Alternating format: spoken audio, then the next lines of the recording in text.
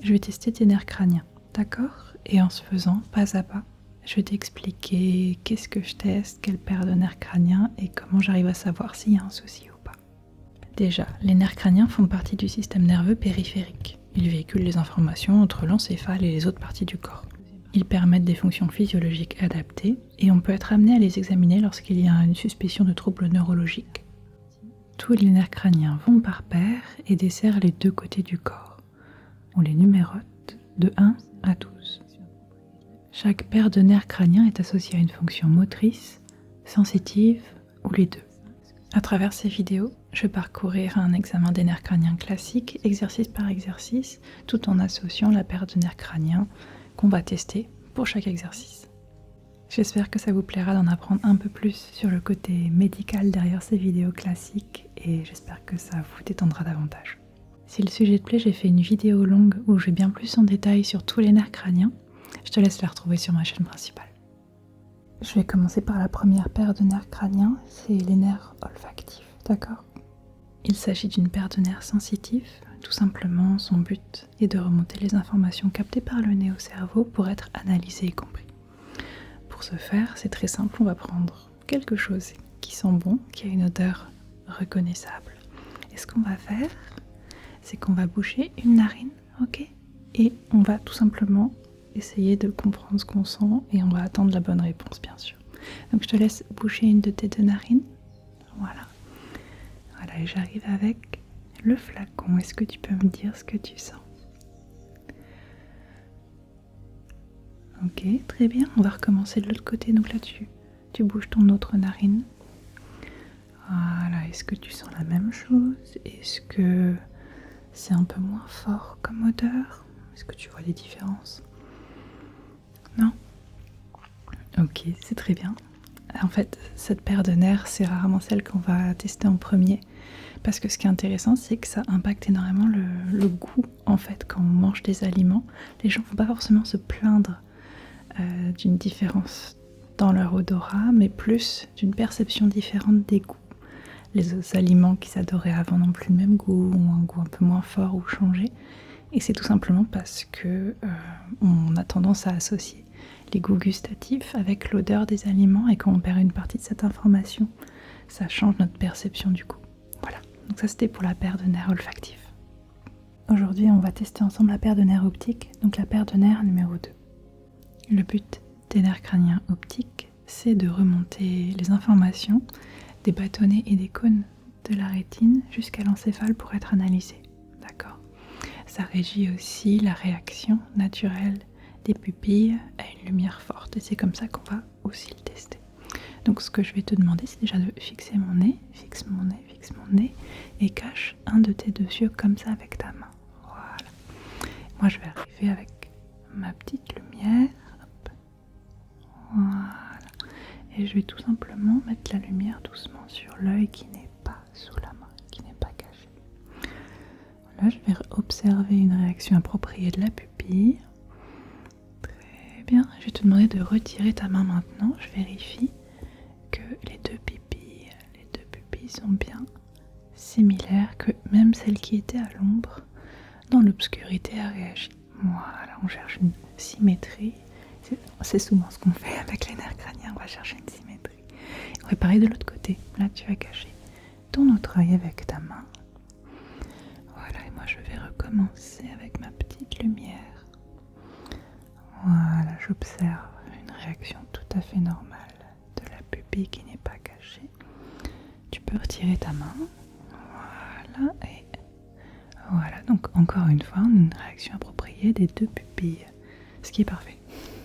Pour tester les nerfs optiques, on a d'autres façons aussi de le faire. On peut faire un test de lecture assez classique. On va mettre une feuille avec des lettres assez loin et demander au patient de lire les lignes. Et aussi ce qu'on va faire, c'est qu'on peut aussi vérifier la vision périphérique. Pour ce faire, donc on va cacher tous les deux le même œil. Si je cache mon droit, tu caches ton gauche comme ça. Et tu vas me dire quand tu vois arriver dans ton champ de vision périphérique, voilà, le doigt qui bouge. Moi je le fais aussi pour être un patient test quelque part et pour voir moi quand est-ce que j'arrive à le voir et est-ce que c'est cohérent avec ton temps de réponse. On va faire pareil avec l'autre œil, on cache l'autre œil, et tu me dis quand tu vois le doigt arriver dans ton champ de vision. Voilà, excellent, encore un peu. Ok, on va essayer vers le haut maintenant. Est-ce que tu vois le doigt avancer? Oui, ok, et en bas. Voilà, parce qu'encore une fois, si le nerf est endommagé, tu peux avoir des défauts dans ton champ de vision, et parfois on ne se rend pas forcément compte quand c'est en périphérie. Voilà, on se dit qu'on voit bien, on voit de façon centrale sans problème, mais parfois ça peut être plus compliqué sur les côtés. Aujourd'hui, je vais tester tes nerfs oculomoteurs, trochléaire et abducens, ok? C'est les nerfs qui vont régir les muscles autour de tes yeux et qui permettent de bouger les yeux. Pour tester ces paires de nerfs crâniens, on va tout simplement regarder comment tes yeux bougent, on va dire. Donc pour tester ça, tu vas fixer mon nez. Pour commencer, tu fixes mon nez. Moi, je tiens ton menton pour immobiliser la tête. Il n'y a vraiment que les yeux qui doivent bouger, d'accord? Pas la tête. Et maintenant, tu vas suivre tes yeux, le bout de mon doigt, ok? Et je vais faire voilà, une sorte de mouvement en H. Voilà, comme ça, je vois. Ok, je vois comment tes yeux arrivent à suivre le doigt. Et surtout, si les deux yeux ont un comportement similaire, d'accord? On va voir s'il y en a un qui est un peu plus dominant ou un qui est un peu à la traîne. Voilà, ça se passe bien, ça va. Ok, excellent. Ça c'est très bien. Une fois qu'on a fait le test avec le H, on va finir avec un test de focalisation. Pour ce faire, je prends mon doigt. Ok, je vais le rapprocher tout doucement. Voilà, tout doucement, tout doucement. Et il faut que tu continues à fixer le doigt. Ok, il va se rapprocher de ton nez. Voilà, et moi j'observe les yeux et je vois si les deux arrivent à faire le point de façon symétrique. Voilà, très bien.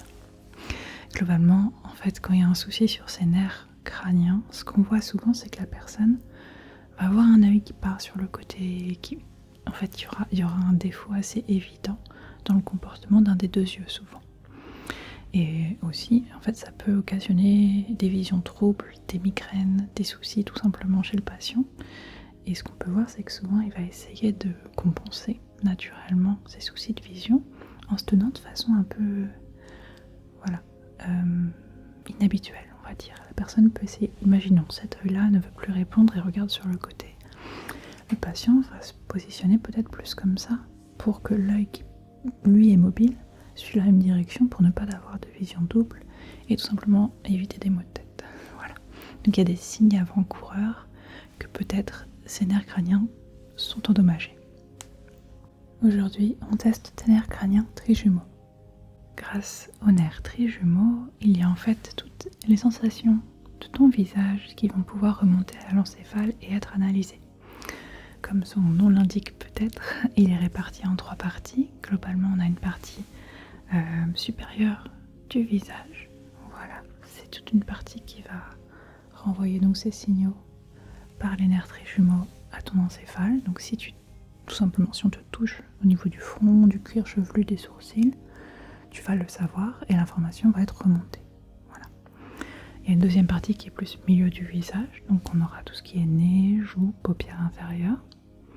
Et une dernière partie qui sera plus bas du visage, donc on a lèvres inférieures, mâchoire et je crois qu'il y a les oreilles aussi. Donc pour tester ces nerfs crâniens, tout simplement, on va faire des tests sensoriels au niveau du visage. On peut tester de différentes façons, on peut tester avec la chaleur, la douleur aussi, on peut simplement appuyer sur des points précis de façon symétrique.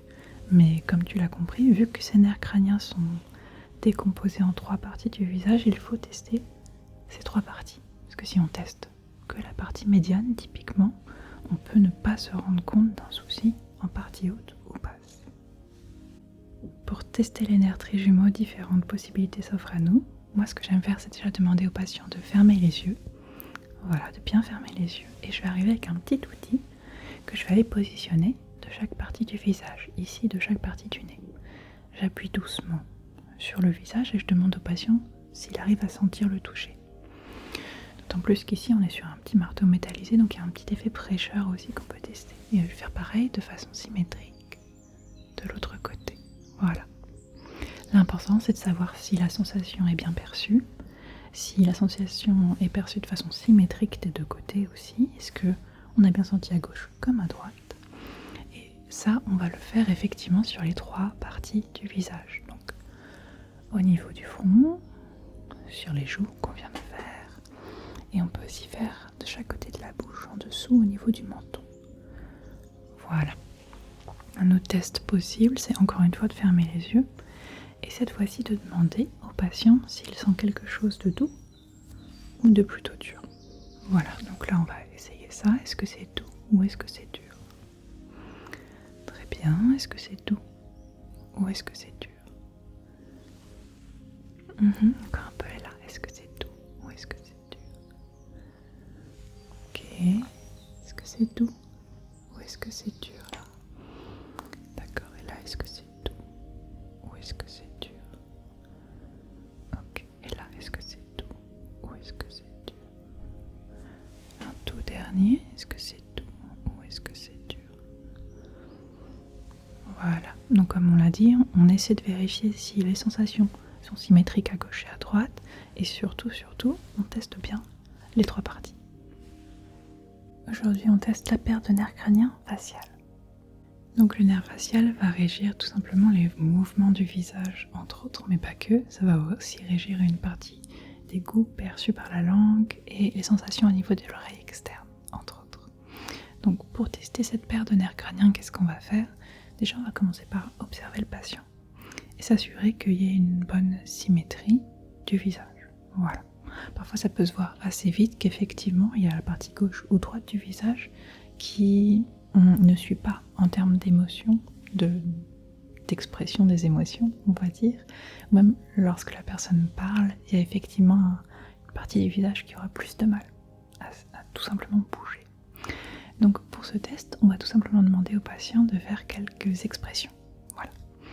Ce qu'on peut commencer par faire, c'est demander de soulever les sourcils très très haut. Soulève les sourcils très très haut. Voilà, comme ça, comme ça. Oui, très bien. Fermez fort les yeux. Fermez fort les yeux. Ouais, les deux. Moi, ce que je vais observer, c'est déjà est-ce que tu arrives à suivre les instructions. Et encore une fois, en termes de symétrie, est-ce que les deux côtés se comportent de la même façon? Voilà. Parfois, c'est évident qu'il y a un côté qui n'arrive pas du tout à faire l'exercice. Et parfois, c'est aussi un truc de force. Il y aura un côté qui va pouvoir donner son 100% et un autre qui va plus galérer, on va dire. Qu'est-ce qu'il y a d'autre? On peut gonfler fort les joues. Gonfler fort les joues. Voilà. Et si je veux être un peu embêtante, j'arrive avec mes mains et j'essaie d'appuyer doucement dessus et je vais te demander de maintenir les joues gonflées. D'accord? Tu ne me laisses pas appuyer. Ok, très bien. Et puis on va finir par avec un grand sourire. Voilà, d'à côté. Un grand sourire. Ok. Ben voilà, c'est comme ça qu'on va tester le nerf facial. Aujourd'hui, on teste ensemble les nerfs crâniens auditifs. La paire de nerfs crâniens auditifs va tout simplement remonter les informations de l'audition, mais aussi de l'équilibre à l'encéphale. Donc il y a différentes façons de le tester. Déjà, on peut demander à la personne de se mettre sur un pied, voir s'il arrive à tenir en équilibre. Mais évidemment, on peut aussi tout simplement tester l'audition. On peut aussi poser des questions sur des acouphènes récents ou une hypoacousie. Voilà, est-ce qu'on a du mal à entendre? Est-ce que, encore une fois, ça va être symétrique à gauche et à droite? C'est des tests qu'on peut faire. Donc, si ça te va, je vais te demander de fermer les yeux, d'accord? Et je vais dans chaque oreille chuchoter une suite de numéros et un mot. Et je vais te demander de me les répéter, d'accord? On va commencer. Alors, 1, 4, 7 et auditif. Est-ce que tu peux me répéter ce que tu as entendu? Ok, nickel. On va tester l'autre oreille maintenant. 12, 14, 0 et affichette. Oui, là ça allait aussi. Ok, maintenant je vais faire des bruits, comme ça de chaque côté. Ok, proche de tes oreilles normalement. Est-ce que tu arrives à entendre le bruit de chaque côté? Et est-ce que tu l'entends de façon symétrique? Pas plus fort d'un côté que de l'autre, non, le bruit n'est